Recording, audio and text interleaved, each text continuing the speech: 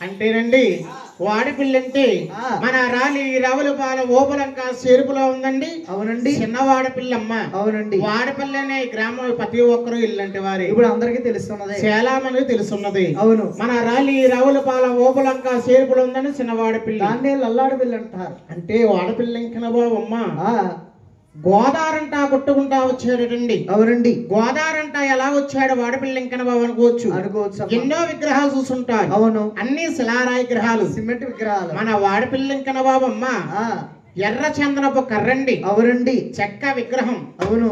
వాడపిల్ల ఇంకన బాబు గారు గోదారంట కొట్టుకుంటా వచ్చి వాడపిల్ల ఇసుక తిప్పుల్లాగిపోయాడండి భగవంతుడు. అవునండి.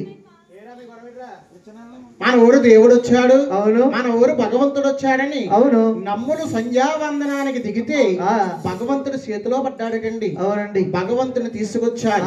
పినపోత గజేంద్ర గానే పెద్ద మనిషి, ఒక పెద్ద మనిషి స్వామికి గుళ్ళు కట్టి అవును గుళ్ళల్లో ప్రవేశపెట్టారండి. అవునండి. ఈశాన్య మూలంగా గోదావరి తానకం తీర్చారు. అవును.